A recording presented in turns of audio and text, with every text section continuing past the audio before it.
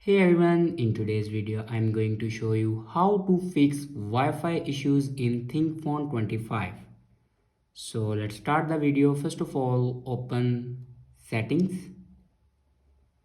In settings you can see the option network and internet. Now click on it and then click on Wi-Fi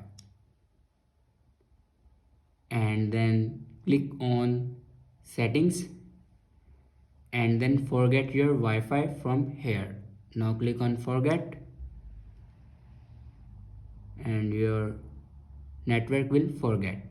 Now again click on it and then enter your password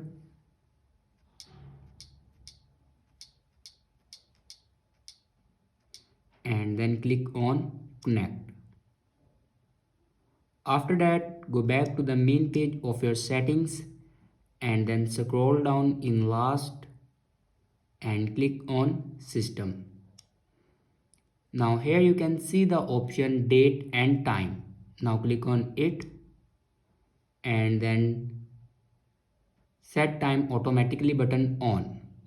After turning this button on, then go back and click on reset options and then click on reset Bluetooth and Wi-Fi and then again click on reset.